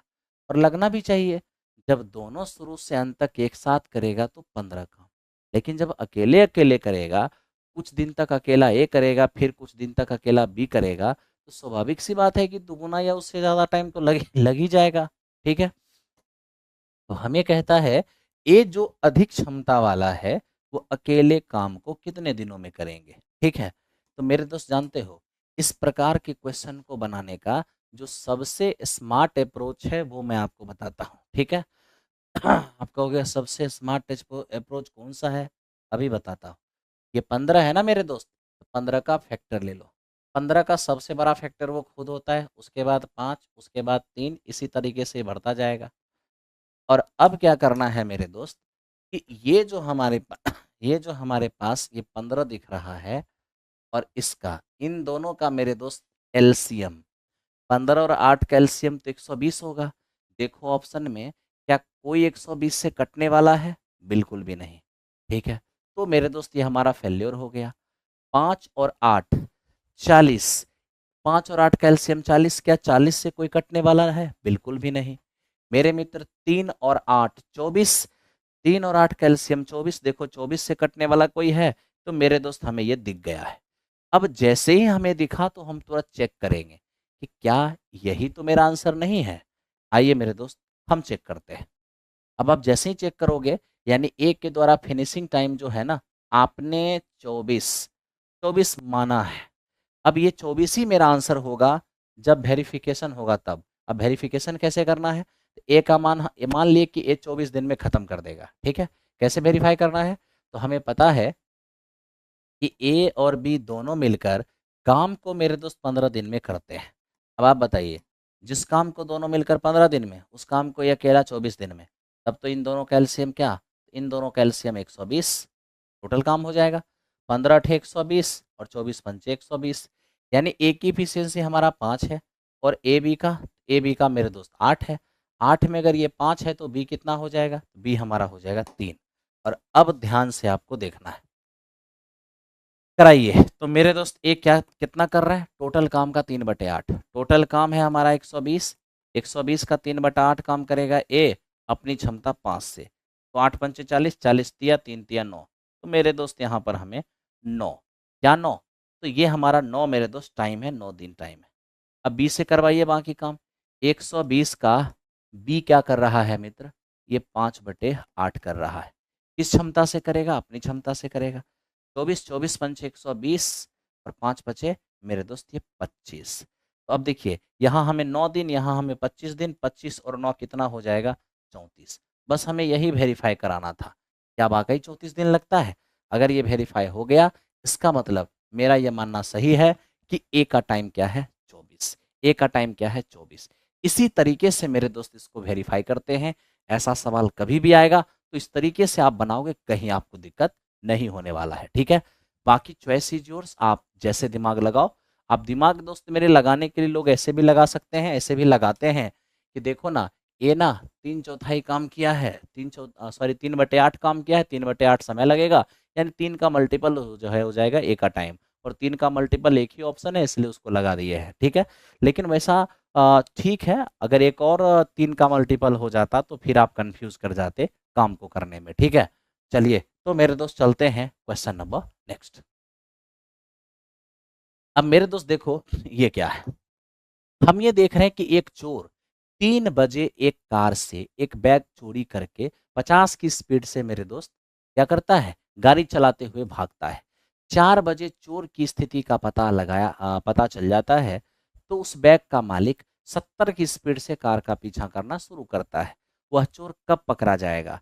मेरा सवाल ये है, चोर भागा कब? 3 बजे, और पता कब चला मालिक को? 4 बजे। इसका मतलब है कि चोर 1 घंटा भाग चुका था। तो अगर चोर 1 घंटा भाग चुका था, इसका मतलब चोर कितना दूरी तय कर चुका होगा? तो 50 की स्पीड से 1 घंटा भागेगा ना, तो 50 किलोमीटर की दूरी वो तय कर चुका होगा। यानी कि गाड़ी का मालिक जिस वक्त यहाँ था, चोर मेरे दोस्त उस वक्त यहाँ था, ठीक है। ये मालिक जो है ना, वो चोर को दबा रहा है 70 की स्पीड से, और चोर भाग रहा है 50 की स्पीड से। अब कितना देर में चोर पकड़ा जाएगा, तो टाइम कैसे निकलेगा? इन दोनों के बीच का गैप है कितना? 50 किलोमीटर। इसी गैप को जब खत्म कर लिया जाएगा तो चोर पकड़ा जाएगा, ठीक है। तो मेरे दोस्त 50 की दूरी को कवर करना है, और 2 स्पीड एक ही डायरेक्शन में जाएगा तो घट के काम करेगा। 70 माइनस 50 यानी कि 20 किलोमीटर पर आवर की स्पीड काम करेगा। इसका मतलब ये हुआ कि 2.5 घंटे का टाइम लगेगा। अब 2.5 घंटे का टाइम कब के बाद? तो मित्र मेरे पता तो चला है 4 बजे ना। 4 बजे मालिक दौड़ना स्टार्ट किया, भागा दबाना स्टार्ट किया, तो 4 बजे के बाद 2.5 घंटे यानी कि 6:30 बजे।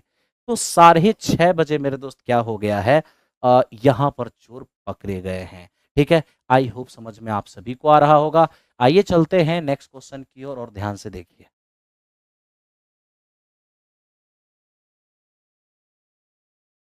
जो 28 नंबर हम बताए हैं आपको समझ में नहीं आया है, तो आप ये जान लीजिए कि इसका क्वाड्रेटिक इक्वेशन पर ये क्वेश्चन बनेगा, और पूरा एक पेज में बनेगा।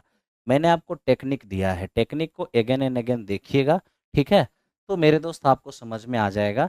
बाकी टाइम एंड वर्क के जो ये टाइप हैं 2018-19 में मेरे दोस्त काफ़ी फेमस हुआ था। ऐसा होगा तो 10 क्वेश्चन सॉल्व करके आपकी सेवा में डाल दिया जाएगा, ठीक है। आइए देखिए इस क्वेश्चन को देखते हैं। मेरे दोस्त ये हमारा cos 3x plus cos x by sine 3x और माइनस साइन एक्स। अब यहाँ देखिए cos c और प्लस cos d, ठीक है। और मेरे दोस्त हम यहाँ पर यूज करने वाले हैं साइन c और माइनस में साइन d, ठीक। अब cos c plus cos d क्या होता है? 2 cos c plus d by 2, और इनटू मेरे दोस्त ये हमारा cos c minus d by 2, ठीक है। Sine c minus sine d ये हमारा 2 cos c plus d by 2, और into sine c minus d by 2, ठीक है। ये दोनों ही कंसेप्ट हैं, और इन दोनों का मैं अभी यूज़ करने वाला हूँ। आइए थोड़ा ध्यान दीजिए। तो मेरे दोस्त क्या हो जाएगा, 2 cos c plus d by 2, तो 3 और 1 4x, 4x का आधा हो जाएगा 2x, और into cos c minus d by 2, तो 3 में से 1 गया, 2x, 2x का आधा हो जाएगा x डिवाइड बाई। अब यहाँ देखिए तो sine c minus sine d, तो ये हो जाएगा 2 cos c plus d by 2, ये हमारा 2x हो जाएगा, into sine c minus d, 3x minus x 2x, 2x का आधा कितना हो जाएगा, x हो जाएगा। आइए मेरे दोस्त अब हम इसे सॉल्व करते हैं। ये 2 से 2 हो जाएगा, cos 2x से cos 2x हो जाएगा, कॉस बाई साइन ये हमारा मेरे दोस्त कॉटेक्स हो जाएगा। तो ये इस क्वेश्चन का हमारा आंसर हो जाएगा। तो इस प्रकार इस क्वेश्चन का आंसर हमारा सी नंबर हो गया है। उम्मीद करते हैं कि आपको समझ में आ रहा होगा, ठीक है। बढ़ो मेरे दोस्त क्वेश्चन नंबर 31 नंबर क्वेश्चन देखो क्या है। हमें कहा गया है 7 मीटर व्यास वाले एक 40 मीटर गहरी कुआं से जो मिट्टी निकाला गया है, उसे एक आयताकार क्षेत्रफल यानी 22 मीटर और गुने 14 मीटर माप की प्लेटफॉर्म पर 22 मीटर इंटू 14 मीटर, यानी लंबाई 22 मीटर चौड़ाई 14 मीटर का एक प्लेटफॉर्म बनाया गया है उसी मिट्टी से। तो बताइए प्लेटफॉर्म की ऊंचाई कितनी होगी। आपको सबसे पहले मैं ये बता देता हूँ, आप निकाले हैं कुआं यानी कि बेलन से मिट्टी, तो निकाली गई मिट्टी का आयतन और बनाए गए प्लेटफॉर्म के आयतन आपस में क्या हो जाएंगे, बराबर हो जाएंगे। 7 मीटर व्यास है तो त्रिज्या 7/2 मीटर हो जाएगा।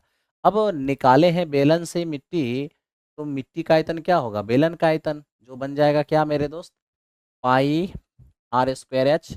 आर है 7/2, तो स्क्वायर करेंगे तो हो जाएगा 7/2 गुने 7/2, और इंटू गहराई है मेरे दोस्त 40 मीटर। इतना मीटर क्यूब हो जाएगा निकाली गई मिट्टी का आयतन। और इसी मेरे दोस्त मिट्टी से एक प्लेटफॉर्म बनाया गया है जिसकी लंबाई है ना, प्लेटफॉर्म की मेरे दोस्त लंबाई 22 मीटर और चौड़ाई है 14 मीटर। हमें यही कह रहा है कि प्लेटफॉर्म कितना ऊंचा बनेगा, कोई बात नहीं, निकाली गई मिट्टी का आयतन बराबर प्लेटफॉर्म, प्लेटफॉर्म में लंबाई चौड़ाई ऊंचाई है, यानी प्लेटफॉर्म हमारा घनाभ है। घनाभ का आयतन हो जाएगा लंबाई गुने चौड़ाई और गुने मेरे दोस्त क्या, लंबाई गुने चौड़ाई और गुने ऊंचाई। ठीक है, अब यहाँ से हम देख पा रहे हैं थोड़ा सा, ये हमारा 4 4 से मेरे दोस्त 10 बार में 7 से 7 हमारा कट जा रहा है, और 22 से हमारा 22 भी कट जा रहा है। ठीक है, जहाँ तक रही बात 70 की, 70 यहाँ मेरे दोस्त 70 है, और यहाँ हम देख रहे हैं कि 14 हमारा एच है। तो एच का मान निकाल लेंगे हम 5 मीटर, इस क्वेश्चन का आंसर हो जाएगा। आई होप कि आप सभी को ये बात समझ में आ रहा होगा। चलिए एकदम ऐसे ही मेरे दोस्त लाइक क्विक का बटन प्रेस करते रहिए और गर्दा उड़ाते रहिए। ठीक है, अब इसको देखिए ये क्या है, मेरे दोस्त हम ये देख रहे हैं यहाँ पर थोड़ी सी गड़बड़ी है मेरे दोस्त। एक किलोमीटर को आप 11 किलोमीटर कर लीजिए। ठीक है, 1 किलोमीटर को आप क्या कर लीजिए, 11 किलोमीटर। ओके, ध्यान दीजिए, आप जानते हो हमारे पास एक पहिया है, और एक पहिए की जो त्रिज्या है ना 0.5, 0.5 का मतलब होता है 1/2 मीटर, ये पहिए की त्रिज्या है। हमें कहा 11 किलोमीटर की दूरी तय करूंगा तो कितने चक्कर लगाने होंगे। आपको पता होना चाहिए कि चक्कर की संख्या बराबर क्या होता है, आपने कितना डिस्टेंस ट्रेवल की है, डिस्टेंस और अपॉन एक राउंड में ट्रेवल डिस्टेंस, जिसे परिधि कहते हैं, सरकमफेरेंस कहते हैं। कितना दूरी तय किया गया उसमें एक चक्कर में तय की गई दूरी से डिवाइड करेंगे, पता चलेगा कितने चक्कर लगाने होंगे।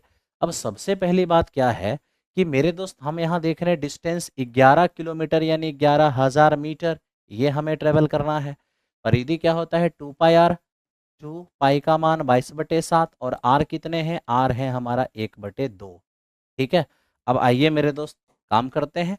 अब यहाँ 2 से 2 तो कैंसिल आउट हो गया, मीटर से मीटर भी कैंसिल आउट हो गया, 22 पंचे हमारा 110 हो जाएगा, 7 जाके मल्टीप्लाई हो जाएंगे और 3500 चक्कर हमें नजर आएंगे। ऑप्शन नंबर 20 क्वेश्चन का आंसर होगा। उम्मीद करते हैं समझ में आपको आ रहा होगा। चलिए ये था हमारा 32 नंबर। आइए मेरे दोस्त हम चलते हैं 33 नंबर क्वेश्चन की ओर। अब 33 नंबर क्वेश्चन को ध्यान से देखिए। देखिए कहता है कि परिमेय संख्या 43/2 की पावर 4 इंटू 5 की पावर 3 का दशमलव प्रसार शांत होगा निम्न दशमलव स्थानों के पश्चात। यानी आपसे देखिए नीचे में केवल 2 और 5 है, तो इतना तो आप समझ लीजिए शांत तो होगा ही। शांत होने का मतलब है कि अंश जो है वो हर से दशमलव के बाद ही सही, लेकिन पूरा पूरा कटेगा। तो हमें वही पूछ रहा है कि कितने अंकों के बाद शांत होगा, यानी कितने अंक के बाद ये कट जाएंगे नीचे से ऊपर वाला। ठीक है, तो इसके लिए मेरे दोस्त आपको बस एक ही काम करना है, आपको सिर्फ देखना है कि कभी भी मेरे दोस्त इस तरह का आपका मामला सेट हो जाए कि n/2 की पावर m और 5 की पावर n इस रूप में हो, और आपसे कह दे कि कितने अंकों के बाद ये शांत होगा। इसके लिए आपको बस ये देखना है कि ये जो हमारा m है और ये जो हमारा n है, इसमें बड़ा कौन है। तो m और n में अगर मान लिया जाए m बड़ा है, तो जो मेरे दोस्त बड़ा होगा mn में, उतने ही अंकों के बाद उतने ही अंकों के बाद यहाँ पर शांत हो जाएगा। तो मेरे दोस्त आप ही बताओ, ऊपर में तो देख रहे हो मेरे दोस्त, ये जरूर देख लेना कि नीचे से कटता तो नहीं है, कटने का मामला तो है नहीं, 43 परिमेय है, सॉरी 43 प्राइम नंबर है, परिमेय कह दिया। परिमेय तो है ही, क्योंकि 43/1 p/q परिमेय तो है ही, लेकिन 43 हमारा प्राइम नंबर है। प्राइम नंबर है तो नीचे वाले से तो कटेगा नहीं, तो हम नीचे में क्या देख रहे हैं, 2 की पावर 4 है और मेरे दोस्त 5 की पावर 3 है। मेरा कहना है कि 2 की पावर बड़ा है या 5 की पावर बड़ा है, 2 की पावर बड़ा है यानी 4 बड़ा है। 4 बड़ा है इसका मतलब ये हुआ कि 4 अंक के बाद दशमलव प्रसार शांत होगा। ये मेरे दोस्त एक बेहतरीन कंसेप्ट है, ध्यान से आप मेरे दोस्त देखते रहिए, ठीक है, और आप काम करते रहिए।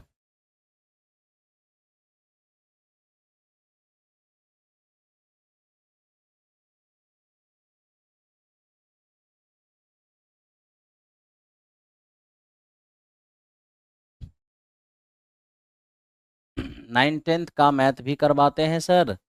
अरे हाँ यार, तो नाइन टेंथ का मैथ नहीं करवाएंगे, क्या बात करते हो हैं?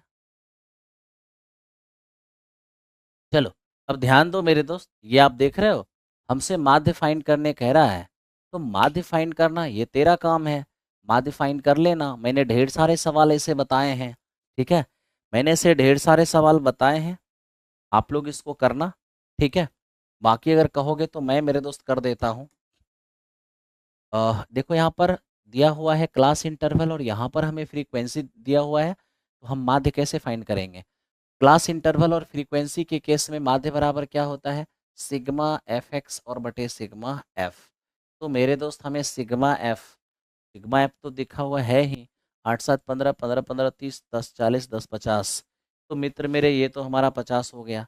लेकिन अब हमें एफ एक्स चाहिए, अब एफ एक्स कहाँ से आएगा? अब देखिए हम एफ एक्स निकालते हैं कितना जल्दी से, ठीक है, एकदम ध्यान से देखिए मेरे दोस्त, हम एफ एक्स कैसे फाइंड करते हैं, सारे जने एकदम ध्यान से देखो, और देखो मेरे दोस्त कितना मजा आता है।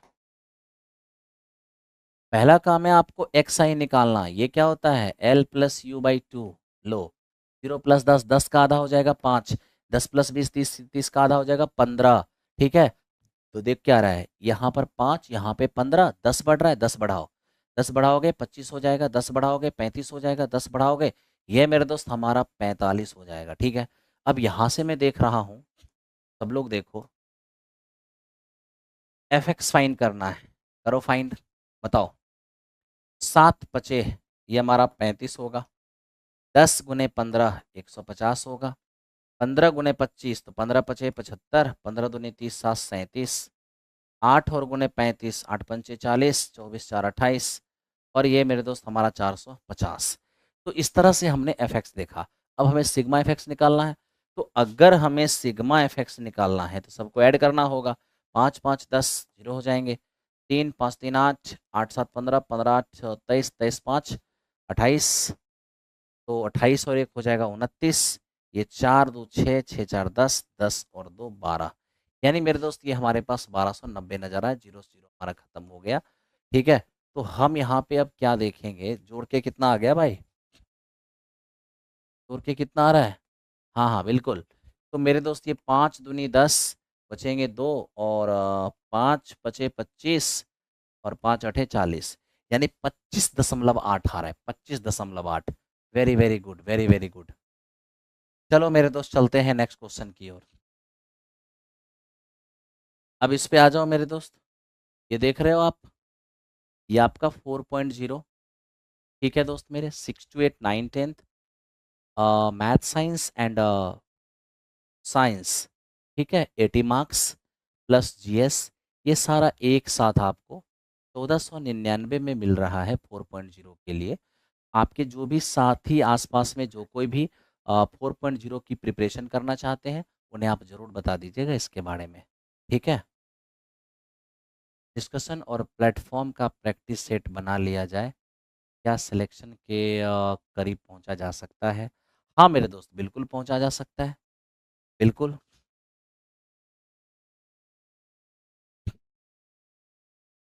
अब आप इसको देखिए,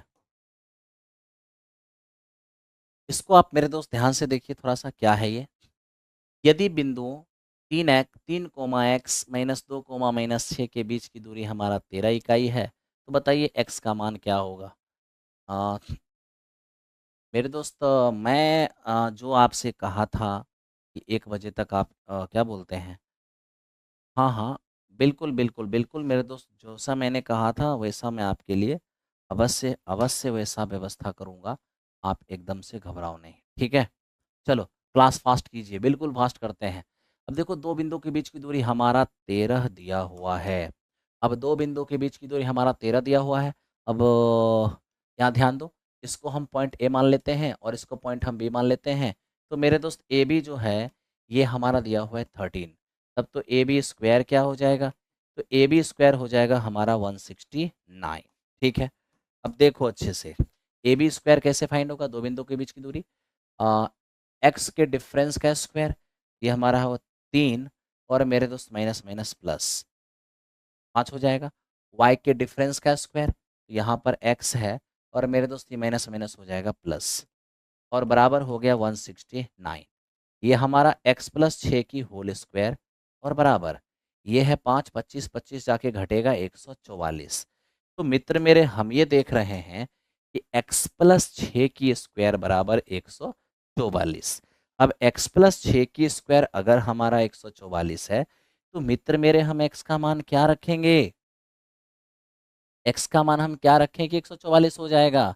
अब देखो, सबसे पहली बात है, 12 का स्क्वायर भी 144 होता है और माइनस 12 का स्क्वायर भी 144 होता है। ठीक है, तो आप यहाँ पर अगर 6 रखते हो तो भी हो जाएगा, या मेरे दोस्त आप यहाँ पर -18 रखते हो तो भी हो जाएगा। -18 रखोगे, -18 प्लस या -12 का स्क्वायर भी 144, 6 रखो तो भी 144, -18 रखो तो भी 144, यानी ये भी सही है, ये भी सही है। इसका मतलब इस क्वेश्चन का आंसर क्या हो जाएगा हमारा? डी हो जाएगा। इसका मतलब इस क्वेश्चन का आंसर डी हो जाएगा। मैं मेरे दोस्त आप लोगों से एक बात कहता हूँ, अभी मैं कुछ ही क्षण के बाद ये डिस्कशन ये खत्म होगा तो मैं हाँ हाँ, बिल्कुल बिल्कुल बिल्कुल, आज भर मेरे दोस्त आप लोग 40 क्वेश्चन का डिस्कशन करोगे, लेकिन कल से 40 क्वेश्चन की डिस्कशन नहीं, कल से मेरे दोस्त मैंने जैसा आप लोगों से कहा था बस वैसे ही आपके लिए होगा। आप बिल्कुल मत घबराइए। अब ज़्यादा चाहिए? हाँ हाँ ठीक है, अब ज़्यादा ही मिलेगा। मैं कल से सारी विधि व्यवस्था, क्योंकि सुबह में क्लास रहता है, सारी विधि व्यवस्था मैं इकट्ठे कर लूँगा। विधि व्यवस्था कहने का मतलब ये है कि मुझे आप लोगों की सेवा में, है ना, एकदम पुराने 2.0 के अंदाज में मुझे वनवास धारण करना होगा, और वनवास धारण करेंगे और आपकी सेवा ज़बरदस्त तरीके से करेंगे। ठीक है, वनवास धारण करने का मतलब समझते हैं ना, है ना? आइए देखिए, कह रहा है कि दो संकेंद्रीय वृत्तों की त्रिज्याएं 19 और 16 है, तब इन वृत्तों के द्वारा घिरे वलय का क्षेत्रफल क्या होगा? इन दोनों के द्वारा घिरे वलय का क्षेत्रफल क्या होगा? अब आप मेरे दोस्त इसको प्यार से देखिए, ठीक है? आप इसको प्यार से देखिए। ये हमारा क्या है मित्र? ये हमारा दो सर्कल है, ठीक है? एक की त्रिज्या हमें क्या दिया हुआ है? एक की त्रिज्या हमें 16 दिया हुआ है, और एक की त्रिज्या 19। बड़ा त्रिज्या 19 है और छोटा त्रिज्या हमारा 16 है। वलय का क्षेत्रफल का मतलब है इसका क्षेत्रफल हमें फाइंड करना है। अब इसका क्षेत्रफल हम कैसे फाइंड करेंगे इसको भी देखना होगा। तो मेरे दोस्त इसका अगर हमें क्षेत्रफल फाइंड करना है तो हम क्या करेंगे, वलय, वलय क्या होता है? दोनों वृत्तों के बीच का हिस्सा। बाहरी वृत्त के एरिया में से अंदर वाले वृत्त के एरिया को आपको घटाना होगा, ठीक है? अब आप पाई का मान 22/7 हो गया, r square minus r square, तो मेरे दोस्त ये हो जाएगा 19 का स्क्वायर और माइनस का 16 का स्क्वायर, ठीक है? अब यहाँ से हो जाएगा 22/7। देखिए 19 प्लस 16 कितने हो जाएंगे? 35, और 19 माइनस 16 हो जाएंगे 3। यहाँ से हमारा हो गया 5। ये मेरे दोस्त 330 हो चुका है। इस क्वेश्चन का आंसर हमारा,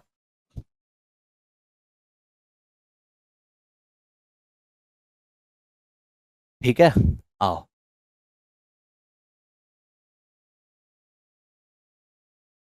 आगे बढ़ते हैं। अब मेरे दोस्त इसको देखो, ये क्या है? देखो ये हमसे कह रहा है कि त्रिभुज एबीसी एक समद्विबाहु त्रिभुज है, सी 90 डिग्री है, AC बराबर 6, तो AB का मान क्या होगा? अब आप मेरे दोस्त यहाँ पर देखिए एकदम ध्यान से, क्या आप मेरे दोस्त ये देखोगे, C हमारा 90 डिग्री है, ठीक है? और ये C है, ये हमारा A है और ये हमारा B है, ठीक है? और हमें मेरे दोस्त AC दिया है 6, ये C हमारा 6 दिया है, ठीक? और कह दिया है कि ये समद्विबाहु त्रिभुज है। अगर ये समद्विबाहु त्रिभुज है तब तो मेरे दोस्त इन दोनों को बराबर होना पड़ेगा। आप कहोगे हाँ जी सर बिल्कुल, हमें ए बी का मान मांग रहा है। समद्विबाहु में एक कोण 90 यानी समद्विबाहु समकोण हो गया। तब तो ये 6 तो ये भी हमारा 6 होगा, ये 6 और ये 6, तो मेरे मित्र ये हमारा क्या होगा, 6 का स्क्वायर 36, 6 का स्क्वायर 36, 72, 72 का मतलब क्या, 6√2। Very simple. हालांकि आपको पता है समद्विबाहु समकोण त्रिभुज जो है ना 1 1 और √2 होता है। जब एक का मान 6 है तो √2 का मान क्या होगा, 6√2 हो जाएगा। ठीक है, चलिए चलते हैं क्वेश्चन नंबर 38 की ओर। और 38 नंबर क्वेश्चन को आप देखिए। अब इस क्वेश्चन को देखेंगे, ये मेरे दोस्त क्या कह रहा है। एक लड़का निश्चित स्थान से 24 मीटर पूर्व की ओर और फिर 7 मीटर साउथ की ओर चलता है, तो अपने प्रारंभिक बिंदु से कितना दूरी पर है। अब ये देखो, ये आपका नॉर्थ है, ये आपका साउथ है, ये आपका ईस्ट है और ये आपका वेस्ट है, ये तो आप जानते ही हो। ठीक है, अब ये लड़का कर क्या रहा है मेरे दोस्त, 24 से ईस्ट जा रहा है।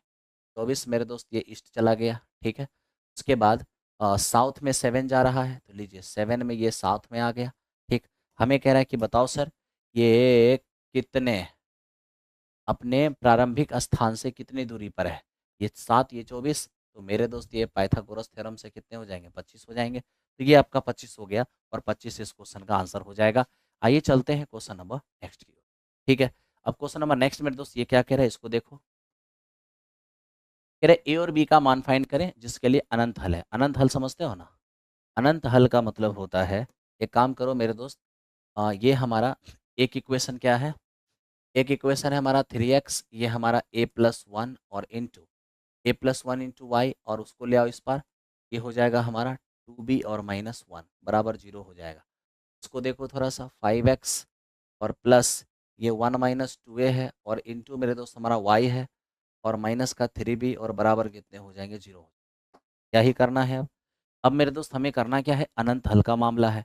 अनंत हल का मामला है तो आइए, अनंत हल में क्या होता है, a1/a2 b1/b2 c1/c2 बराबर होता है। a1/a2 करेंगे ये 3/5 हो गया, b1/b2 करेंगे तो ये हमारा हो जाएगा -a और -1, और बाय b2 करेंगे 1 - 2a हो जाएगा। c1/c2 करेंगे तो मेरे दोस्त ये हमारा हो जाएगा -2b माइनस माइनस +1, और c2 करेंगे तो ये हमारा माइनस का 3b हो जाएगा। तो अब यहाँ से अगर हम काम करते हैं, पहले आप इन्हीं दोनों को बराबर कर लीजिए ना, तो देखिए 3 से देखिएगा तो 3 - 6 से हो जाएगा, और 5 से कीजिएगा तो माइनस का 5a और माइनस का 5 हो जाएगा। ये हमारा -a हो गया, ये जाके हमारा -8, यानी a का मान हमारा हो गया 8। और a का मान अगर 8 हो गया है तो ऑप्शन नंबर मेरे दोस्त a के होने के चांसेस मैक्सिमम है। ठीक है, आप एक बार मेरे भाई इन दोनों को बराबर कर लेना, इन दोनों को, तो देखोगे कि आपको b का मान 5 आ गया है ना। तो देखोगे मेरे दोस्त b का मान हमारा 5 आ गया है। तो इस तरीके से ऑप्शन नंबर ए इस क्वेश्चन का आंसर हो गया है। चलिए मेरे दोस्त चलते हैं नेक्स्ट क्वेश्चन पे। नेक्स्ट क्वेश्चन को ध्यान से आप लोग देखिए। अब इसको देखिए, ये क्या है, अब हम ये देख रहे हैं कि ये दो सिमिलर ट्रायंगल है। ये वो सिमिलर कैसे है, देखो, जब 11 में आप 0.4 से गुना करोगे तो ये आएगा, जब 9 में आप 0.4 से गुना करोगे तो ये आएगा, और जब 10 में आप 0.4 से गुना करोगे तो ये आएगा। मतलब उसके प्रत्येक भुजा में 0.4 से गुना किए तो इसकी प्रत्येक भुजा आ गया। इसका मतलब एस एस एस सिमिलरिटी से दोनों त्रिभुज सिमिलर हो गया। अब सिमिलर है ट्रायंगल, ठीक है, तो जिनका जिनका रिलेशन है ना साइड का आपस में, उनके सामने का एंगल इक्वल होगा। सबसे पहले 50 और 70 120, तो ये हो जाएगा हमारा 60। इसमें तो दिक्कत नहीं है, आप कहोगे नहीं। बस आपको ये पूछा है कि बताओ सर ये वाली एंगल क्या होगा, ये वाली, तो आप खुद ही बता दो मेरे दोस्त। इसके साइड 10 का इसके साइड 4 के साथ रिलेशन है ना, तो 4 के सामने क्या है 60, तो 10 के सामने ये भी क्या होगा 60। तो इस प्रकार इस क्वेश्चन का आंसर हमारा 60 हो जाएगा। ठीक है, चलो, वेरी मच। आओ मेरे दोस्त, तो यहीं पर आज की क्लास को रोकते हैं। ठीक है, और आप लोगों से बस यही कहना है कि आज भर तो मेरे दोस्त हमने 40 क्वेश्चन कराया आपको, लेकिन कल की क्लास से ये क्लास 1:30 बजे लगभग 2 बजे तक ये क्लास आपकी चलेगी रात्रि में। तो कल से आप लोग कमर कस के तैयार रहिएगा, और पूरी तरह से मेरे दोस्त सजग हो करके इसी तरह से लाइक क्विक का बटन प्रेस करते रहिए, काफ़ी मज़ा आएगा। तो मेरे दोस्त एकदम कमर कस के आप लोग तैयार रहिएगा। मैं भी बिल्कुल कमर कस के तैयार रहूँगा, ठीक है। और एकदम मेरे दोस्त राइट टाइम 10 बजे आपकी क्लास स्टार्ट होती है। 10 बजे आपकी राइट टाइम क्लास स्टार्ट होती है, ठीक। इसमें शुरू के 15 के 20 मिनट, शुरू में 15 से 20 मिनट जो है ना मेरे दोस्त, क्लास 12th के कुछ क्वेश्चन होते हैं, 11th-12th के, तो कौशलेंद्र सर आपको 15 से 20 मिनट सॉल्व करते हैं। और 10 बज के 20 मिनट पर मैं आपकी सेवा आ जाता हूँ करने, ठीक है। और यहाँ से हमारी सेवा तुम्हारे लिए 3 घंटे, तकरीबन 40 मिनट के आसपास हमारी सेवा आपकी होगी, ठीक है। वीडियोस थोड़ा लंबा होगा, लेकिन आप लोग पूरी कमर कस के रखना, बहुत मज़ा आएगा। सर बुक से शुरू कीजिए, हम लोग ऐसे ही बुक रख रूम में पड़ा हुआ है। नहीं मेरे दोस्त, आपका बुक बिल्कुल भी पड़ा नहीं रहेगा, एकदम बुक से ही शुरू करेंगे, पहले बुक करेंगे, ठीक है। एकदम एकदम बहुत बढ़िया। पहले मेरे दोस्त हम लोग बुक करेंगे, ठीक। पहले बुक करेंगे और ये 40 क्वेश्चन लास्ट में करेंगे, ठीक। 40 क्वेश्चन लास्ट में करेंगे। चलिए, थैंक यू वेरी मच।